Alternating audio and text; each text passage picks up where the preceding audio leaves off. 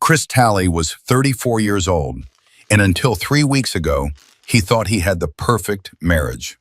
Then he watched his wife of 7 years drug his evening tea while he stood in the hallway outside their kitchen, and everything he believed about his life shattered like glass. Chris worked as a financial analyst for a mid-sized investment firm in Charlotte, North Carolina, pulling in around $85,000 a year, decent money, enough to afford their 3-bedroom house in a quiet suburban neighborhood and maintain a comfortable lifestyle. His wife Jennifer was a real estate agent who'd been riding the recent housing boom to impressive commission checks. On paper, they were the picture of suburban success. In reality, Chris had been living with a stranger. The discovery happened on a Tuesday evening in late November.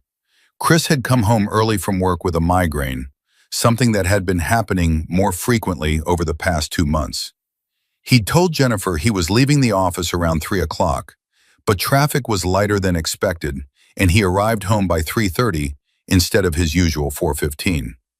He'd parked in the driveway as always, fumbled with his keys at the front door, and stepped into the quiet house. That's when he heard Jennifer's voice coming from the kitchen, low and urgent. I know, she was saying, but it's taking longer than we thought.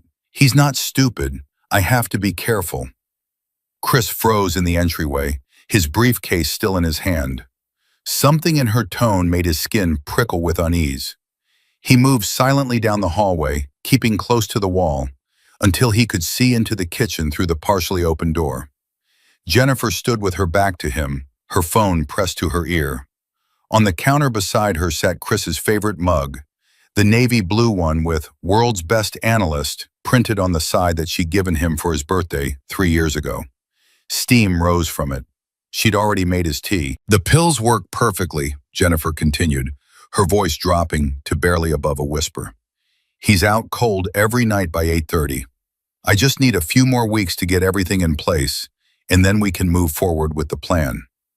Chris's heart hammered against his rib cage. Pills? What pills?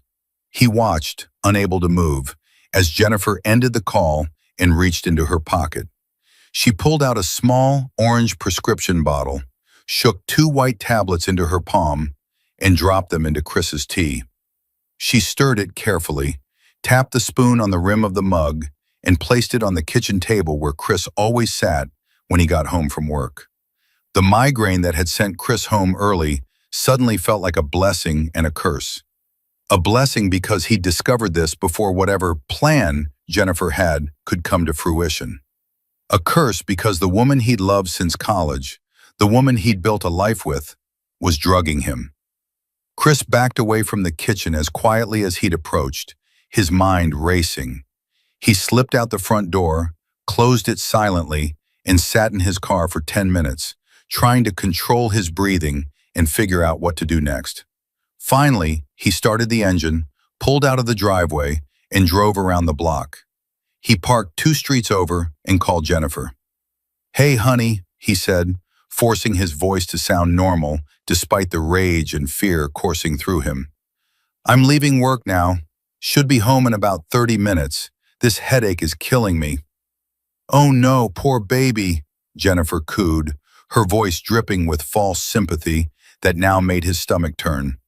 I'll make you some tea. That usually helps, right?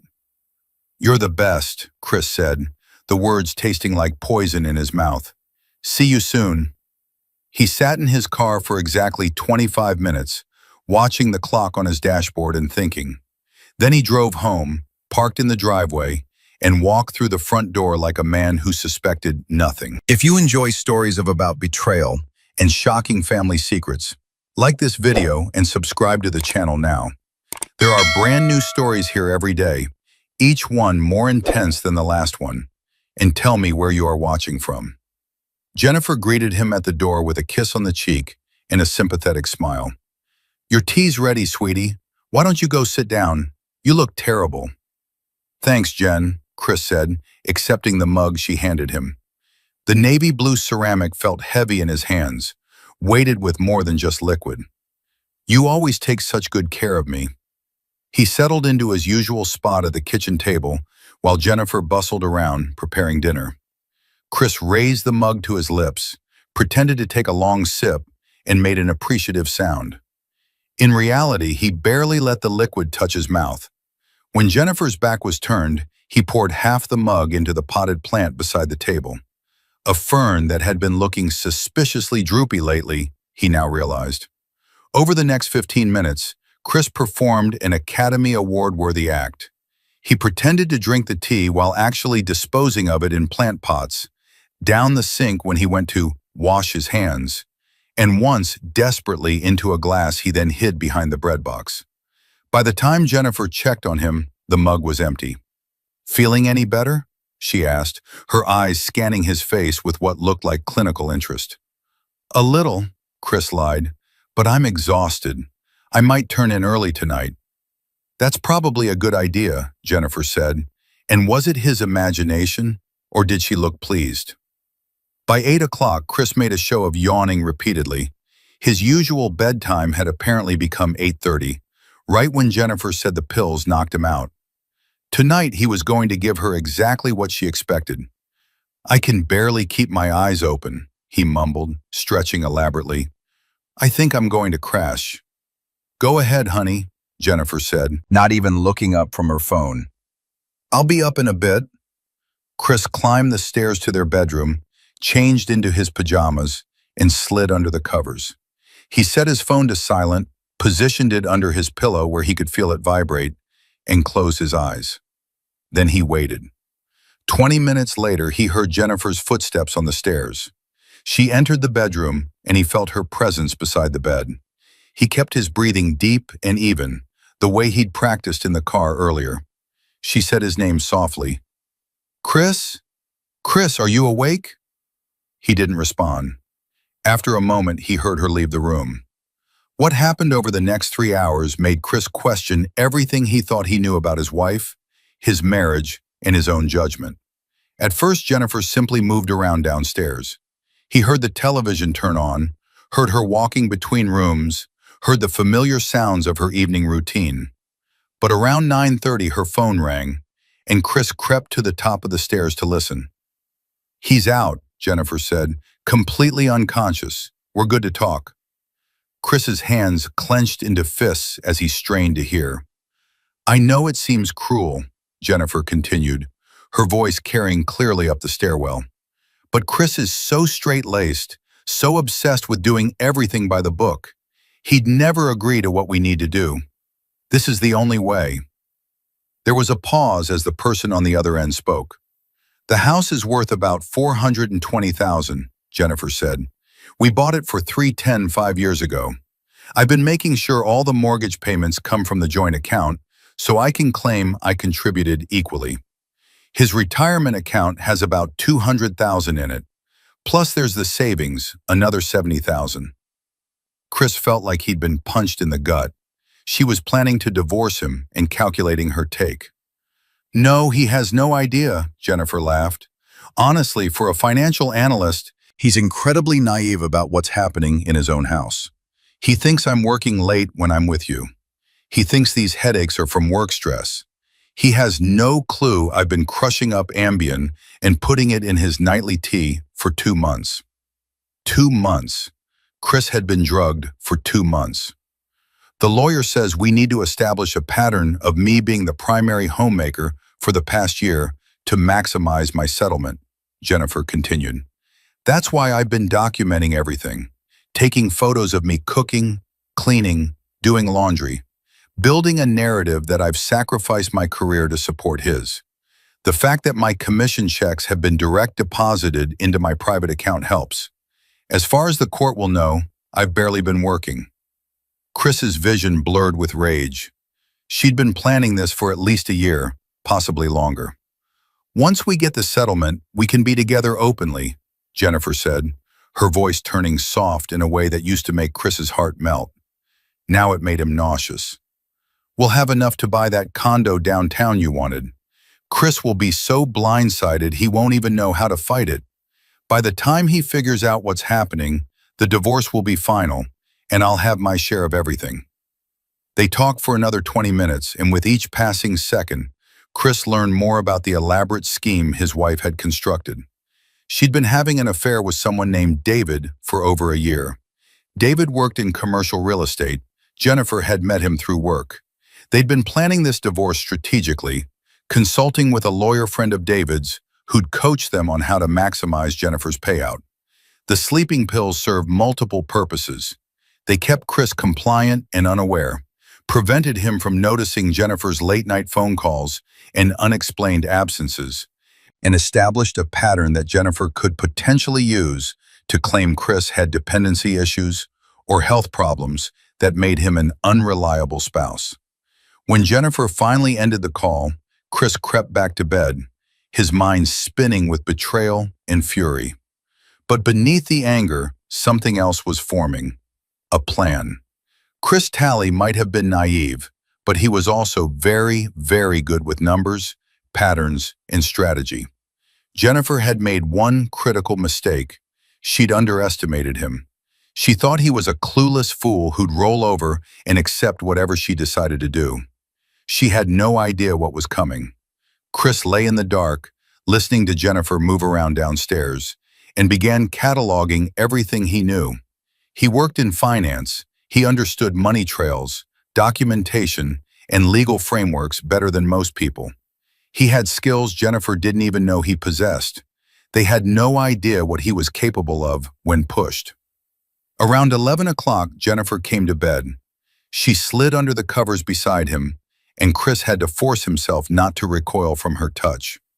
She curled against his back like she had 1,000 times before and whispered, "Sleep well, Chris." It took every ounce of self-control he possessed not to confront her right then. But Chris knew that emotional reactions led to poor outcomes. He needed to be smart. He needed to be strategic. The next morning, Chris woke at his usual 6 o'clock and went through his normal routine. He showered, dressed, ate the breakfast Jennifer prepared, and accepted his morning coffee without hesitation. He'd been paying attention, and she only drugged the evening tea. He kissed her goodbye and headed to work like nothing had changed. But everything had changed. At his office, Chris sat down at his computer and started researching. North Carolina was an equitable distribution state, but fault could matter in divorce proceedings. Adultery was still grounds for divorce in North Carolina, and it could impact alimony awards. More importantly, any assets acquired through fraud or deception during the marriage could be challenged.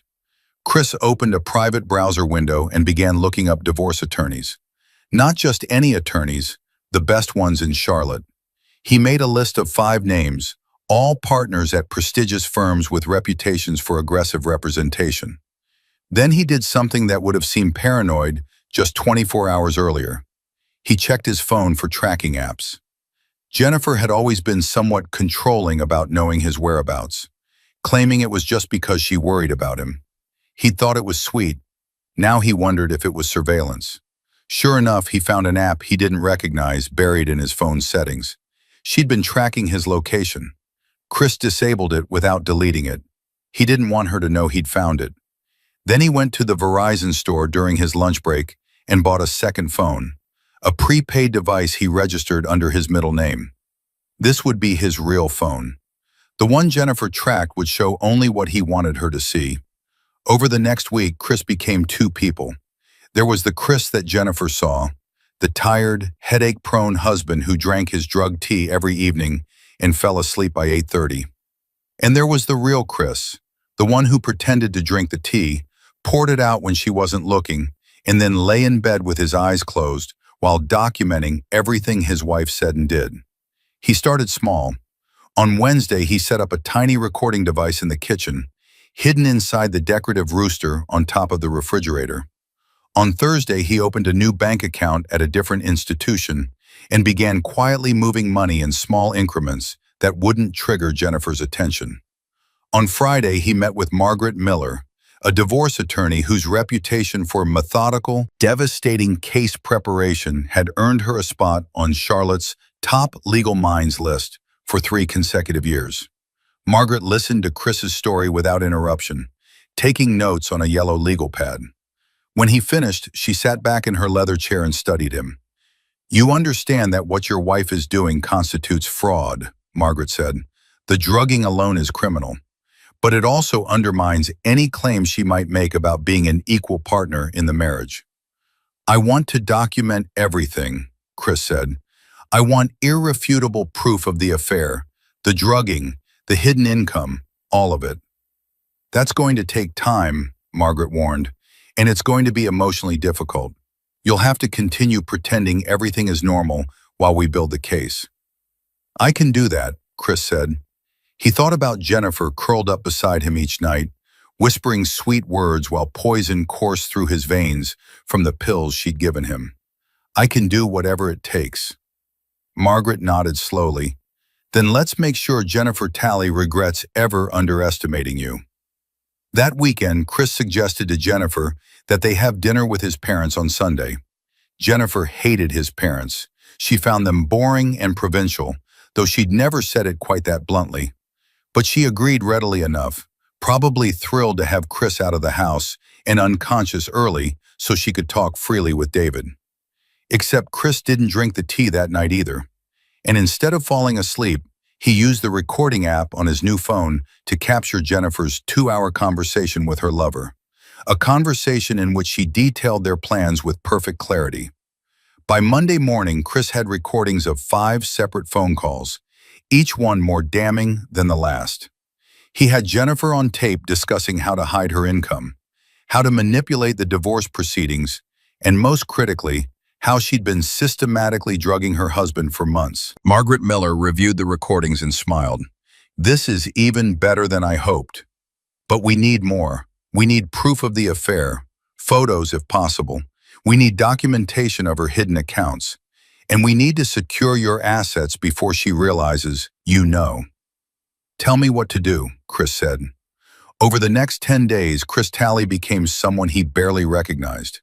He hired a private investigator, a former FBI agent named Robert Torres, who specialized in marital infidelity cases. He opened new accounts and began legally protecting assets that were solely his from before the marriage. He documented every dollar Jennifer spent from their joint account, every commission check she deposited into her private account, every lie she told about where she was going, and every single night he pretended to drink the drug tea and listen to his wife plan his destruction. Robert Torres came through on day 8. He provided Chris with photos of Jennifer and David together at a downtown condo, the same one Jennifer had mentioned wanting to buy. The photos were explicit enough to leave no doubt about the nature of their relationship. She's been staying there twice a week, Robert reported, always on nights when she tells you she's showing properties to clients. The condo is actually in David's name. He bought it 6 months ago. Chris studied the photos, feeling nothing. The hurt had burned away, leaving only cold determination. There's something else, Robert said carefully. Your wife withdrew $15,000 from your joint savings account last month.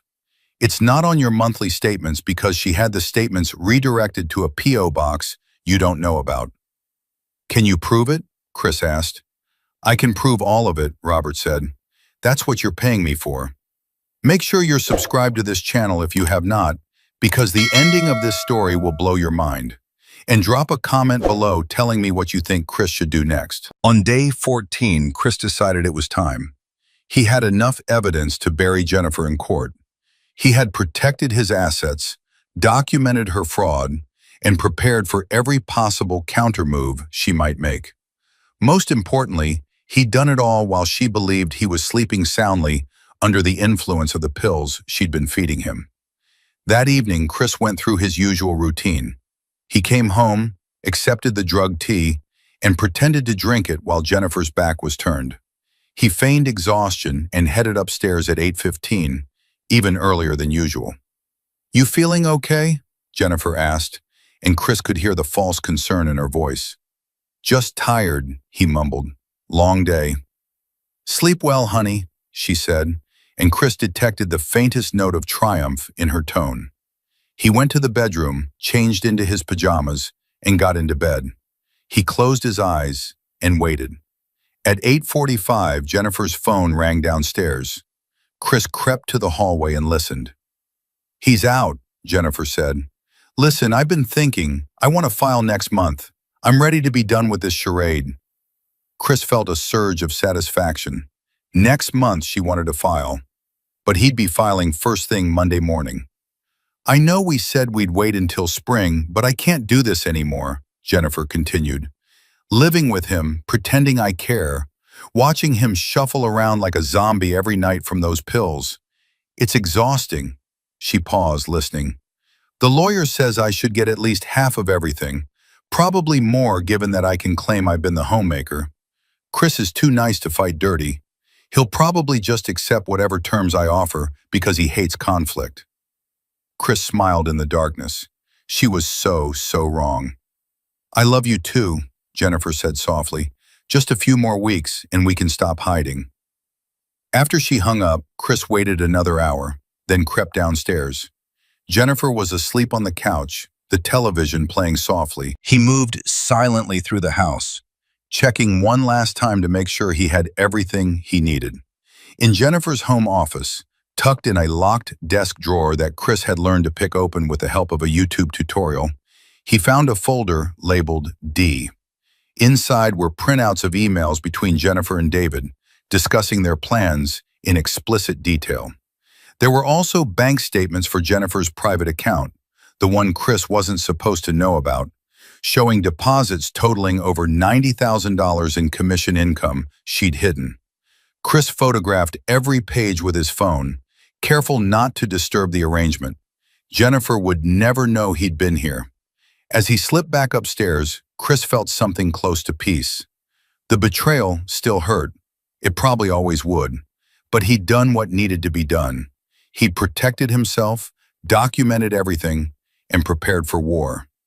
Jennifer thought she was facing a man too weak to fight back.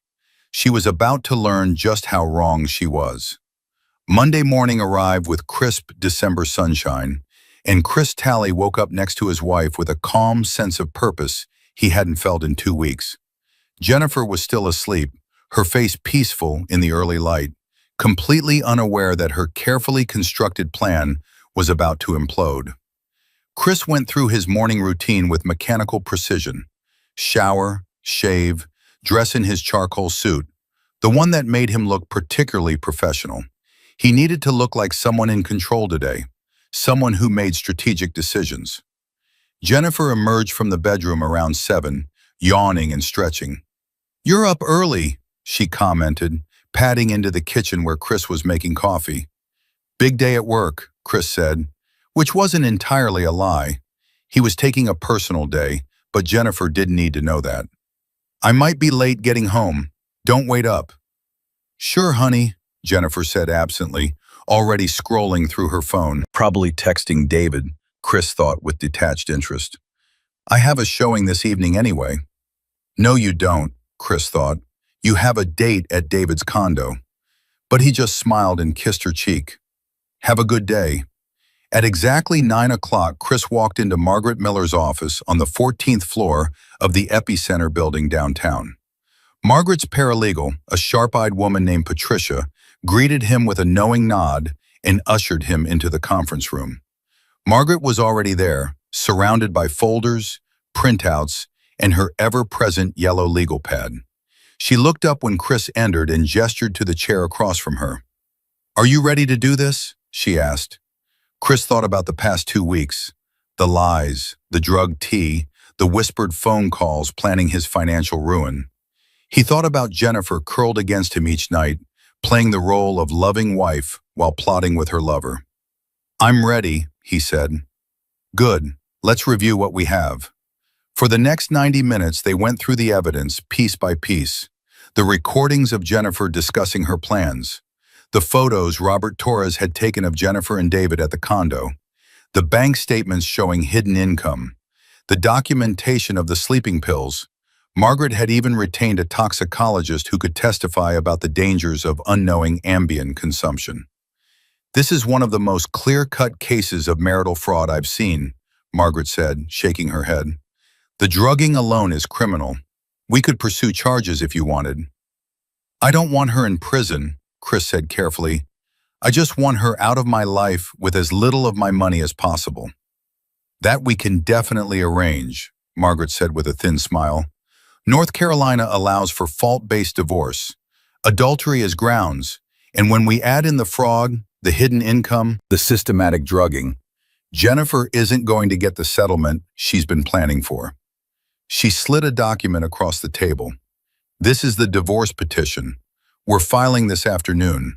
Given the evidence of adultery and fraud, we're also requesting a restraining order preventing Jennifer from accessing or depleting marital assets pending the divorce proceedings. Chris scanned the document. It was comprehensive, methodical, and absolutely devastating. It laid out every detail of Jennifer's behavior, every lie, every manipulation. She's going to be served tomorrow morning at her office, Margaret continued. I recommend you not be home when that happens. In fact, I recommend you move out today and stay somewhere safe, your parents' house, a hotel, wherever. Once Jennifer realizes what's happening, there's no telling how she'll react. Chris had already thought about this. I've booked a suite at the Hilton Uptown, month-to-month lease. I moved most of my personal belongings there over the weekend, while Jennifer was at David's place. Margaret raised an eyebrow. You've been busy. You said to be prepared. I did, and you've exceeded expectations. Margaret closed the folder in front of her. One more thing. We're going to freeze the joint accounts and credit cards this afternoon as well. The restraining order gives us authority to do that given the evidence of hidden assets. Jennifer won't be able to access any marital funds until the court sorts out what belongs to whom. What about her private account? Chris asked. The one with $90,000 in it? That's going to be a problem for her, Margaret said with satisfaction. In North Carolina, income earned during the marriage is marital property, regardless of whose name is on the account. She hid that income thinking it would protect it. Instead, she's going to have to explain to a judge why she concealed nearly $100,000 from her spouse. That's fraud, and it's going to impact the distribution significantly. Chris felt a weight lift from his chest. He'd been so worried that Jennifer's scheming would work, that he'd be the one left financially devastated. But Margaret Miller was showing him that the truth, backed by solid evidence, was a powerful weapon. There's one other element we should discuss, Margaret said, her voice turning more serious. Your wife has been committing a crime, drugging you without consent. I need to know if you want to pursue criminal charges. The district attorney would absolutely take this case given the evidence. Chris considered it. The idea of Jennifer facing criminal consequences was tempting, but it was also complicated. A criminal trial would be public, lengthy, and emotionally draining. Not right now, he said finally, but I want the option held in reserve. If Jennifer tries to fight dirty, if she tries to lie or manipulate the proceedings, then yes, I want her to know that criminal charges are on the table. Margaret made a note. Smart. We'll include language in our filing that makes it clear you're aware of the criminal nature of her actions and reserving the right to pursue charges. That should keep her honest. By noon, the divorce petition was filed with the Mecklenburg County Clerk of Court. By 2 o'clock, the restraining order on marital assets was in place. By 4 o'clock, Chris had officially moved into his hotel suite, a clean, modern space with floor-to-ceiling windows overlooking the city. He stood at those windows as the sun set, his phone in his hand, waiting. Jennifer's office closed at 5:30. She'd be heading to David's condo around 6, and she'd still have no idea that tomorrow morning, a process server would be waiting for her with papers that would destroy everything she'd been planning. His phone buzzed. A text from Jennifer. Running late, don't wait up for me. Love you. Chris didn't respond. There was nothing left to say. The next morning, Chris was in Margaret's office when Patricia burst in, grinning. She's been served. The process server just called.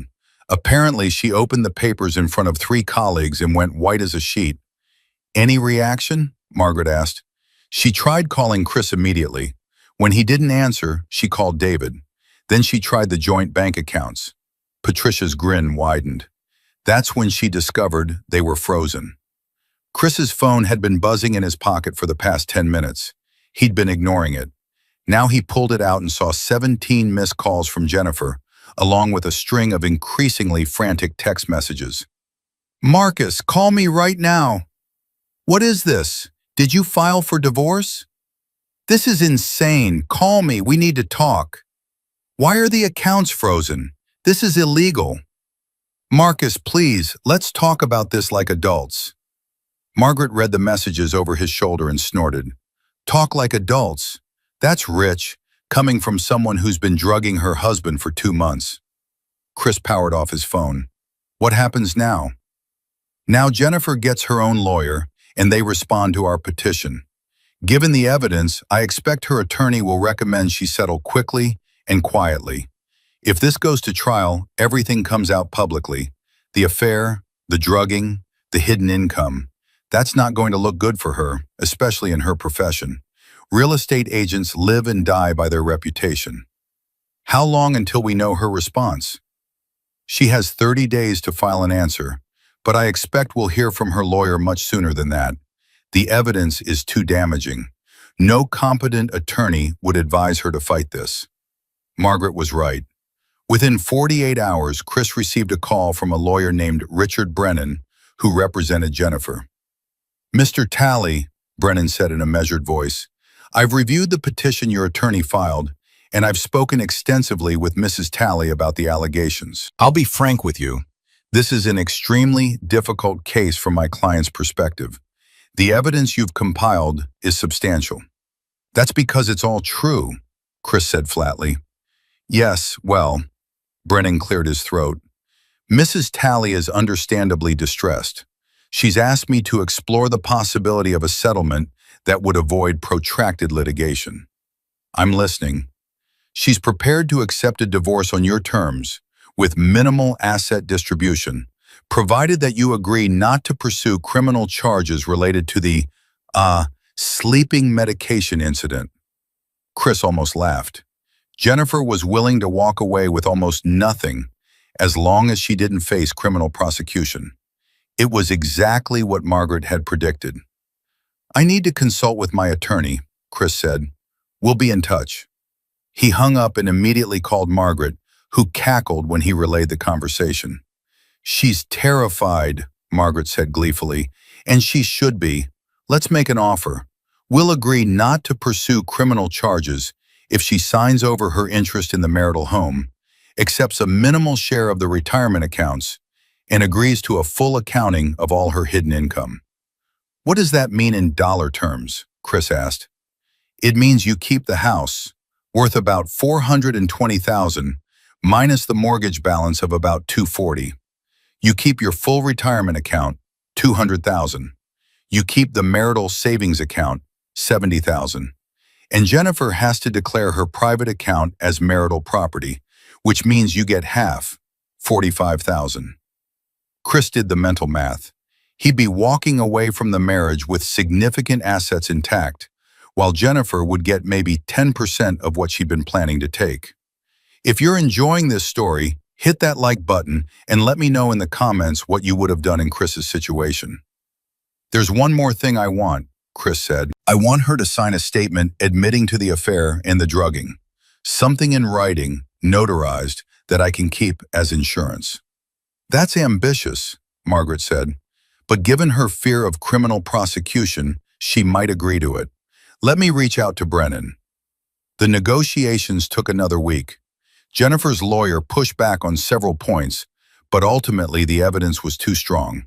Jennifer had no leverage. On a cold Friday afternoon in mid-December, just 3 weeks after Chris had first discovered the sleeping pills in his tea, both parties signed the settlement agreement. Chris got everything he'd asked for: the house, his retirement account, most of the savings, and half of Jennifer's hidden income. In exchange, he agreed not to pursue criminal charges. But the real victory was the notarized statement Jennifer had to sign. In careful legal language, it acknowledged her affair with David Monroe, her systematic drugging of Chris, and her attempts to defraud him during the divorce proceedings. It was a document that would follow her forever. insurance against any future lies or manipulations. Margaret shook Chris's hand in her office after the papers were signed. That was one of the most satisfying cases I've handled in years. You did everything right. You documented, you stayed calm, and you didn't let emotion cloud your judgment. I learned from the best, Chris said. What are you going to do now? Chris thought about it. The house felt empty without Jennifer, though perhaps it had always been empty, and he'd just been too blind to see it. The marriage he'd believed in had been a fiction for longer than he wanted to admit. I'm going to sell the house, he said finally. Too many bad memories. I'll find something smaller, something that's just mine. And I'm going to focus on work, on rebuilding my life. What about dating? Margaret asked with a slight smile. Chris laughed, but it was hollow. Eventually, but not for a while. I need to figure out how I missed all the signs, how I let myself be fooled for so long. Don't beat yourself up, Margaret said gently. People who want to deceive you will find a way. That's on them, not you. Chris nodded, but he wasn't sure he believed it. He'd spent 2 months being drugged and hadn't noticed. He'd spent a year being cheated on and hadn't suspected. There had to be something he could have done differently. That weekend, Chris began the process of packing up the house. He'd already accepted an offer, a young couple expecting their first child, excited about the neighborhood and the good schools. They reminded him of himself and Jennifer 7 years ago, full of hope and plans. He hoped they'd be smarter than he'd been. While packing Jennifer's old office, Chris found something that made him pause. It was a photo album from their wedding, filled with pictures of that perfect spring day. Jennifer in her white dress, Chris in his tuxedo, both of them smiling like they'd won the lottery. Had she loved him then? Or had it always been an act? He'd never know, and that was perhaps the hardest part. The woman he'd married was a stranger, and he couldn't even pinpoint when the transformation had occurred. Or maybe there had been no transformation at all. Maybe he'd simply never known her. Chris closed the album and placed it in a box marked Donation. Someone else could have those memories. He didn't want them. His phone rang, unknown number. He almost didn't answer, but something made him pick up. Chris Talley? A woman's voice, unfamiliar. Speaking. My name is Angela Morrison. I'm a friend of David Monroe's ex-wife, Carla. I heard about your divorce, and I think we should talk. Chris's pulse quickened. About what? About the fact that what happened to you is exactly what happened to Carla 2 years ago. David has a pattern, and I think Jennifer might have done this before too, with her first husband. Chris sat down heavily on a box of books. Her first husband? You didn't know she was married before you? Angela sounded surprised. She was married to a guy named Ryan Webb from 22 to 24. It was a short marriage that ended in a messy divorce.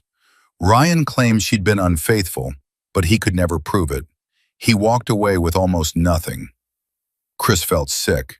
Jennifer had told him she'd never been married before. Another lie in an ocean of lies. Why are you telling me this? He asked. Because Carla deserves to know she wasn't alone. Because other people should know what Jennifer and David are capable of. And because, Angela paused, because I think they're going to do it again. I saw them at a restaurant last week with another couple. David was very friendly with the other woman, and Jennifer was chatting up the other woman's husband. It looked like they were setting up the same play. Chris closed his eyes. Of course they were. Jennifer had gotten away with it once with Ryan. She'd almost gotten away with it with Chris. Why would she stop? What do you want me to do? Chris asked. I want you to meet with Carla and Ryan. I want you to share your stories. And then I want you to decide if you're willing to warn the next potential victims. Chris thought about it. The divorce was over. He'd gotten his settlement. He could walk away, focus on rebuilding his life, and never think about Jennifer Talley again. But that would mean letting her do this to someone else. Set up the meeting, Chris said. 3 days later, Chris sat in a coffee shop on South Boulevard across from two people who felt like mirrors of his own experience. Carla Monroe was a petite woman in her early 30s with tired eyes that held echoes of betrayal. Ryan Webb was a tall, broad-shouldered man about Chris's age who carried himself with the careful control of someone who'd learned not to trust easily. "David drugged you too?" Chris asked Carla, and she nodded. "Sleeping pills in my nightly tea. Same as you. I thought I was going crazy. I'd be exhausted by 8 every night. Couldn't figure out why. It wasn't until after the divorce that I found the pills hidden in his bathroom cabinet and put it together." "How long?" Chris asked. 4 months. He was having an affair with a client, planning the divorce, trying to hide assets. Sound familiar? It did. Too familiar. Ryan's story was different but equally disturbing. "Jennifer told me she'd never been married before. We met when I was 25, she was 22. She seemed perfect, sweet, supportive, ambitious. We got married after dating for a year. The marriage lasted 2 years." "What happened?" Chris asked. "She had an affair with a client, some hotshot real estate developer. Started pulling away, claiming I was too controlling when I asked about her late nights. When I finally figured it out and confronted her, she turned it around on me. Made me out to be the bad guy, the jealous husband who didn't trust her. I ended up settling the divorce just to get away from the drama. Gave her half of everything I'd saved, even though she'd been the one who cheated." "Did she drug you?" Chris asked. "Not that I know of, but there were times I felt off, confused, tired for no reason. I always attributed it to stress from the marriage, but now I wonder." The three of them sat in silence for a moment, united by their shared experience of being deceived by people they'd loved. "Angela said you think they're targeting another couple," Chris said finally. Carla nodded. "The Hendersons, Michael and Ashley, young couple, married 3 years, both working in finance. They met Jennifer and David at some networking event, and now they're all friendly, having dinners together, couples game nights. I've seen the photos on social media." "And you think Jennifer and David are setting them up?" "I know they are," Carla said flatly. "It's the exact same pattern. Befriend the couple, get close, then each of them targets one spouse. David goes after the wife, Jennifer goes after the husband. They break up both marriages, take what they can, and move on to the next victims." "That's sociopathic," Chris said. "Yes," Ryan agreed. "It is, and they're very good at it." "So what do we do?" Chris asked. "We can't just let them destroy another couple's lives." Carla pulled out her phone and showed Chris a screenshot. It was a text conversation between someone named Ashley and Carla. "Ashley: Carla, this is going to sound weird, but do you know David Monroe?" Carla: "I used to be married to him. Why?" Ashley: "He and his girlfriend Jennifer have been hanging out with me and my husband. They seem nice, but something feels off. I found your name in some old emails on David's laptop when I was helping him with something for work. It said you were his ex-wife. I just wanted to ask, is he a good person? Should I trust him?" Chris looked up. "She reached out to you?" "Yesterday," Carla confirmed. "She's already suspicious. She just doesn't know what she's suspicious of yet." "We have to tell her," Chris said. "We have to tell them both, Ashley and Michael, before it's too late." "I agree," Ryan said, "but we need to be smart about it. If we just show up and make accusations, they might not believe us. Jennifer and David are very charming. They're good at making other people look crazy." "What if we show them the evidence?" Chris suggested. "I have recordings of Jennifer planning the divorce. I have photos of her with David. I have the notarized statement where she admits to everything. And I have David's pattern documented," Carla added. "The affairs, the drugging, the financial manipulation, it's all there." "We should meet with them," Ryan said. "The Hendersons, lay it all out. Give them the information and let them make their own choice." Chris thought about it. A month ago, if someone had approached him with stories about Jennifer being a serial manipulator, would he have believed them? Or would he have dismissed them as bitter exes with an agenda? He honestly didn't know. But he knew one thing: the Hendersons deserved the truth. What they did with it was up to them. "Let's do it," Chris said. The meeting with Michael and Ashley Henderson took place on a Tuesday evening at a neutral location, a private room at a restaurant in South End that Carla had reserved. Chris arrived early, carrying a folder thick with evidence he'd never thought he'd have to use again. Ryan and Carla were already there, looking as nervous as Chris felt. This wasn't going to be an easy conversation. How did you tell two strangers that the couple they'd been befriending were actually predators targeting their marriage? Michael and Ashley arrived together, and Chris's first thought was how young they looked. Mid-20s, maybe 27 at most. Ashley was a petite brunette with sharp, intelligent eyes. Michael was tall and athletic, with the confident bearing of someone who'd never had reason to doubt the world. They were about to get a brutal education. "Thank you for meeting with us," Carla began once everyone was seated. "I know Angela's message was vague, but we thought this was important enough to discuss in person." "She said it was about David and Jennifer," Ashley said, her voice cautious, "that they might not be who they seem to be." "They're not," Chris said bluntly. There was no easy way to do this, so he went with honesty. "They're con artists who target married couples, break up the marriages, and profit from the divorces." Michael's expression turned skeptical. "That's a serious accusation." "It is," Ryan agreed, "and I know how it sounds, but all three of us have experienced it firsthand. I was married to Jennifer 8 years ago.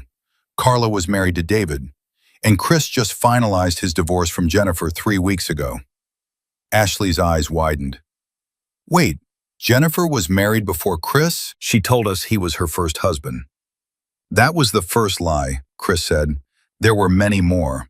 Over the next 90 minutes, the three of them laid it all out. Ryan talked about his marriage to Jennifer and how it had imploded when she'd had an affair with a developer who'd helped her advance her career. Carla talked about David's pattern of drugging her, having affairs, and manipulating divorce proceedings to maximize his payout. And Chris told them everything: the sleeping pills in his tea, the recordings of Jennifer planning his financial destruction, the photos of her with David at the condo, the hidden income, all of it. He passed the folder across the table. "This is evidence from my divorce: recordings, photos, bank statements, and a notarized confession where Jennifer admits to everything. I'm showing you this because I wish someone had warned me before I married her." Ashley opened the folder with trembling hands. Her face went white as she looked through the contents: photos of Jennifer and David together, transcripts of recorded phone calls, bank statements showing hidden accounts. "Oh my God," she whispered. "Michael, look at this." Michael took the folder and read in silence, his jaw clenched tighter with each page. "This screenshot," Ashley said, pointing to one of the documents. "This text conversation between Jennifer and David. They're talking about us." Chris leaned forward to look. Sure enough, there was a screenshot he'd forgotten he had. A conversation between Jennifer and David that he'd captured from her phone during one of his evidence-gathering sessions. Jennifer: "The Hendersons are perfect, young, successful, trusting. Ashley's already confiding in me about her marriage issues." David: "Michael mentioned he's frustrated with Ashley's work hours. Classic opening." Jennifer: "Same play as before? I work on Michael, you work on Ashley?" David: "Why mess with a winning formula?" Ashley pushed away from the table, looking like she might be sick. "They've been planning this. They've been targeting us." "I'm afraid so," Carla said gently. "The friendship, the dinners, the trust they've been building, it's all strategy. They're setting up the same situation they've created 3 times before that we know of." "Probably more," Ryan added darkly. "These are just the cases we can document." Michael was staring at the documents like they were written in a foreign language. "How did I not see this? The late-night text Jennifer sent me, the way David was always encouraging Ashley to go out with him for drinks after work. I thought they were just being friendly." "That's what they count on," Chris said. "They're experts at making you feel special, making you feel like they're your friends. And then they use that trust to destroy your life." Ashley looked up at Chris, her eyes wet with unshed tears. Thank you for telling us. I know this couldn't have been easy, sharing all of this with strangers. It wasn't, Chris admitted.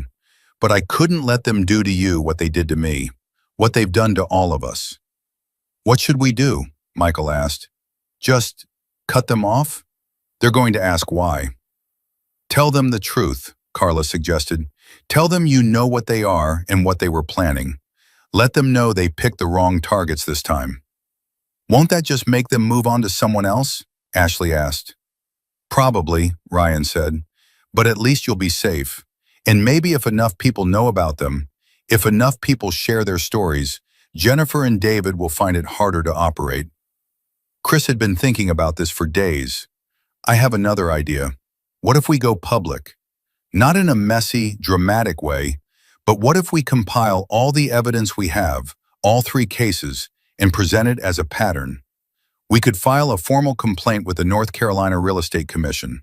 Jennifer's license would be at risk.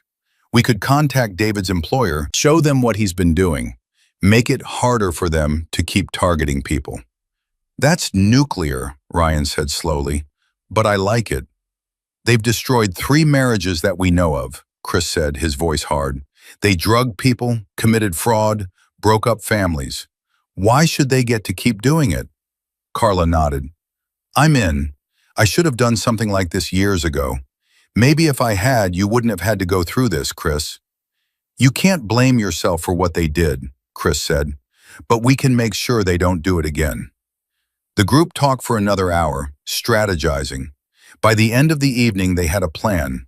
Michael and Ashley would confront Jennifer and David, making it clear they knew about the scheme. Meanwhile, Chris, Ryan, and Carla would work on compiling a comprehensive report documenting the pattern of behavior. 2 days later, Michael called Chris with an update. We met with Jennifer and David for dinner last night, told them we knew everything. How did they react? David tried to deny it at first, claimed it was all a misunderstanding from bitter ex-spouses, but when Ashley showed him the screenshots of his own text messages, he shut down. Jennifer started crying, saying she'd changed, that what she did to you was a mistake she regretted. Chris snorted. She regrets getting caught. That's what I told her, Michael said with grim satisfaction. Then I asked her why, if she regretted it so much, she was planning to do the exact same thing to us. She didn't have an answer for that. Are they still together? As far as I know. But here's the interesting part.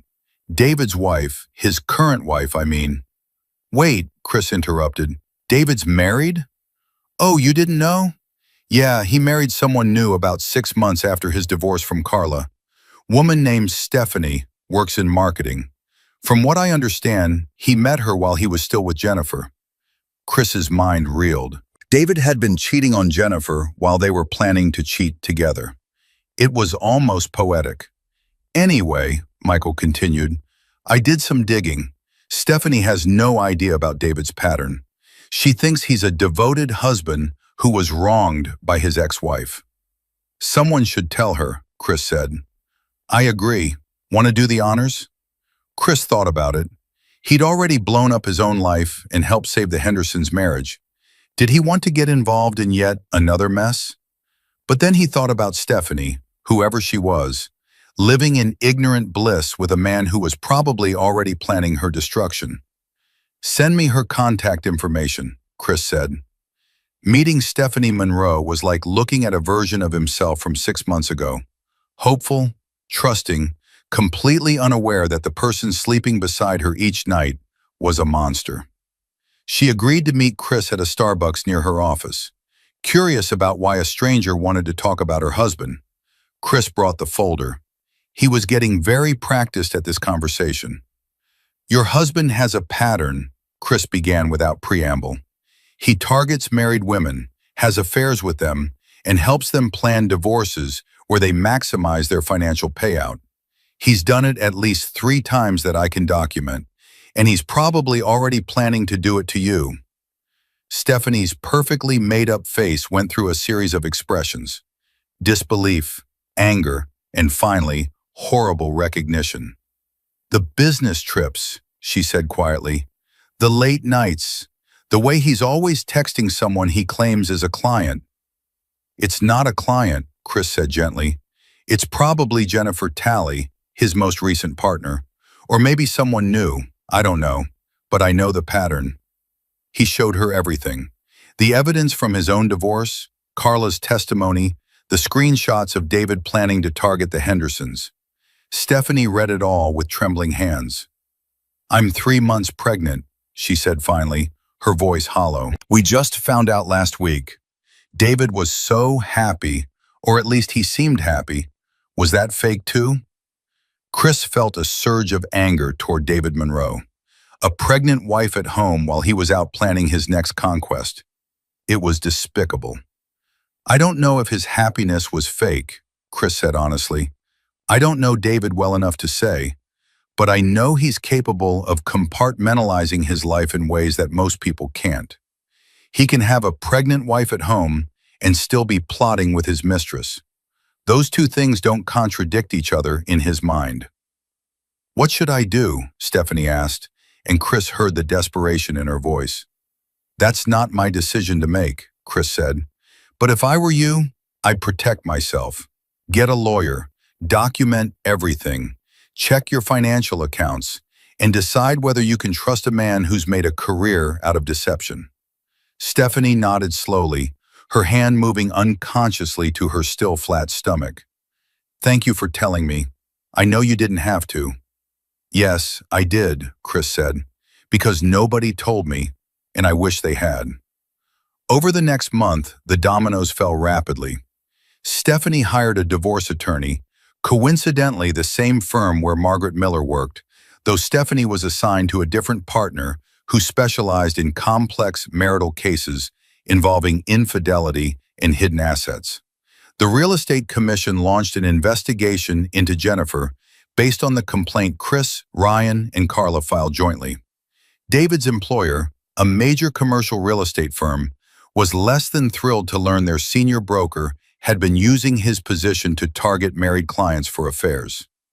Chris watched it all from a distance, focusing on rebuilding his own life.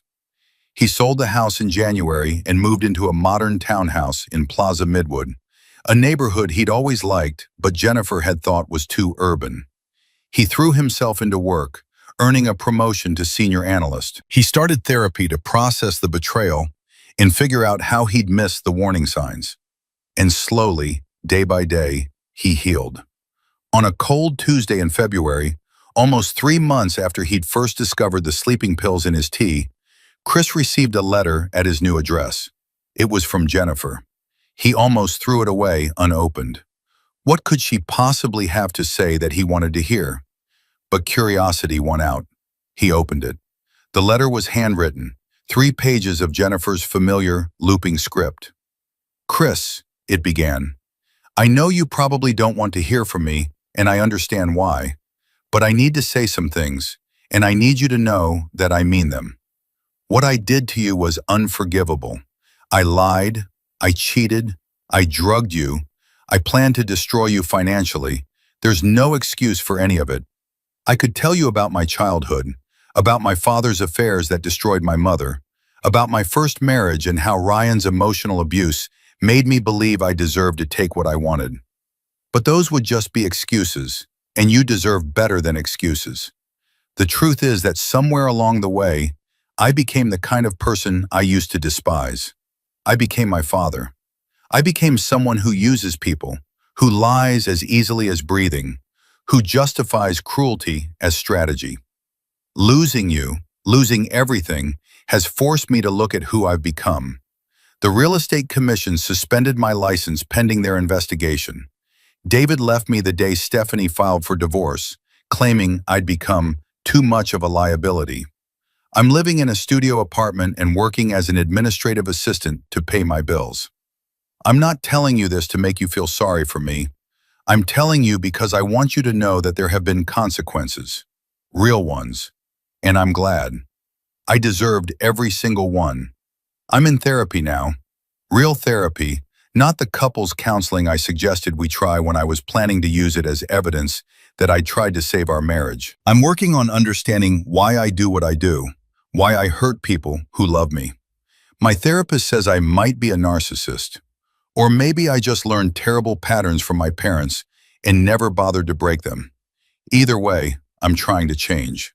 Not because I think it will make you forgive me, I know that ship has sailed, but because I don't want to be this person anymore. I want you to know that what we had in the beginning was real, at least for me. I did love you, Chris. I loved your kindness, your stability, your fundamental goodness. And then I destroyed it all because I convinced myself I deserved more, deserved better, deserved whatever I wanted regardless of who got hurt. I'm sorry. I know those words are inadequate, but they're all I have. I'm sorry for the drugging, for the lies, for the betrayal. I'm sorry for making you doubt yourself and your judgment. I'm sorry for taking your trust and weaponizing it. You were a good husband. You deserved a better wife. I hope you're happy, Chris. I hope you find someone who actually deserves you. And I hope someday you can think about our marriage without feeling disgusted. I don't expect you to respond to this letter. I just needed you to know that I know what I did, and I'm sorry. Jennifer. Chris read the letter 3 times, trying to decide how he felt about it. Was Jennifer genuinely remorseful? Or was this just another manipulation, another angle? He didn't know, and he realized with some relief that he didn't need to know. Jennifer's emotional state, her growth or lack thereof, her future, none of it was his problem anymore. He folded the letter carefully and placed it in a drawer. Not to keep it particularly, but not to immediately destroy it either. It was a piece of his history, a reminder of where he'd been and how far he'd come. His phone buzzed. A text from Ryan. Beer tonight? Carla and I are celebrating. The real estate commission formally revoked Jennifer's license today. Chris smiled. I'll be there. That evening, Chris sat in a brew pub in Noda with Ryan and Carla, raising a glass to small victories. Jennifer's license was gone. David had been demoted at his firm and was facing his own messy divorce. The Hendersons were in marriage counseling, working on the issues that Jennifer and David had tried to exploit, but they were together and stronger for it. What are you going to do now? Carla asked Chris. Any big plans? Chris thought about it. For 3 months, his life had been consumed by the divorce, by documentation and revenge and justice. But that chapter was closed now. I'm going to live, he said simply. I'm going to work on projects I care about. I'm going to travel. I've always wanted to see Ireland. I'm going to be more careful about who I trust, but I'm not going to stop trusting altogether. And eventually, when I'm ready, I'm going to date again. Carefully. That's a good plan, Ryan said. Better than spending years being bitter, which is what I did. We all processed it differently, Carla said philosophically. The important thing is we came out the other side. They drank in comfortable silence for a moment. You know what the weirdest part is? Chris said. I'm almost grateful this happened. Ryan and Carla both looked at him like he'd lost his mind. Hear me out, Chris continued. If Jennifer had just asked for a divorce, if she'd been honest about falling out of love or wanting something different, I would have been devastated. I would have spent years wondering what I did wrong, how I failed her. But because she was so calculating, so deliberately cruel, I don't have to wonder. I know exactly who she is, and I know the divorce had nothing to do with my worth as a person. It was always about her choices, her character, her willingness to hurt people for personal gain. That's actually a healthy way to look at it, Carla said thoughtfully. I wish I'd been able to see it that way sooner. It took me a while to get here, Chris admitted, and I had a lot of help from my therapist. But yeah, I'm grateful. Because I'm free of someone who would have kept hurting me for years if I hadn't found out. And now I know what real betrayal looks like, so I'll be better at recognizing the warning signs. His phone buzzed again. This time it was a number he didn't recognize. He almost ignored it, but something made him answer. Chris Talley? A woman's voice, warm and professional. Yes? My name is Dr. Sarah Miller. I'm a psychologist who specializes in narcissistic abuse and marital fraud. I read about your case, well, cases, plural, in a professional journal where Margaret Miller published an article about patterns of marital manipulation. I'm working on a book about this phenomenon, and I was wondering if you'd be willing to be interviewed. Your story could help other people recognize the warning signs. Chris glanced at Ryan and Carla, who were watching him with interest. He thought about all the victims Jennifer and David had left in their wake. He thought about the Hendersons and Stephanie, and whoever else might be out there, unaware they were being targeted. "I'd be happy to help," he said. 6 months later, Chris stood in a bookstore in Charlotte, holding a copy of Dr. Sarah Miller's book, Married to a Stranger, Recognizing and Surviving Narcissistic Marital Fraud. His story was in Chapter 3, told with enough detail to be instructive, but with his name changed to protect his privacy. He'd read the chapter already, of course. Dr. Miller had sent him an advance copy, but seeing it in print, seeing his experience transformed into a cautionary tale that might help someone else, felt significant. His phone buzzed. A text from a number that wasn't stored in his contacts. "I saw the book. Thank you for helping other people avoid what I went through. Ashley Henderson." Chris smiled and typed back, "We all help each other. That's how we survive." He bought 3 copies of the book, one for himself, one for his parents, and one for his therapist, who'd helped him process everything and find his way back to trusting people again. As he left the bookstore, Chris thought about the past 8 months. The betrayal, the discovery, the strategic counterstrike, the slow process of healing. It had been the worst period of his life and also, strangely, one of the most educational. He'd learned that people could be crueler than he'd imagined, but also kinder. He'd learned that justice wasn't always dramatic or immediate, but it did come if you were patient and strategic. He'd learned that trusting people again after betrayal was terrifying, but necessary. Most importantly, he'd learned that he was stronger than he'd ever thought possible. Chris drove home to his townhouse, where his cat, a rescue tabby he'd adopted in March, was waiting. He'd named her Scout after the character in To Kill a Mockingbird because she was curious and brave and saw the world clearly. He fed Scout, made himself dinner, and settled onto his couch with a book. It was a quiet Friday evening, the kind Jennifer would have hated. She'd always needed excitement, drama, attention. Chris had learned to appreciate peace. His phone buzzed one more time. Another unknown number, but this time he recognized the area code. Chicago. "Curious," he answered. "Chris Talley? My name is Kevin Phillips. I was married to a woman named Jennifer Webb 8 years ago, before she married you.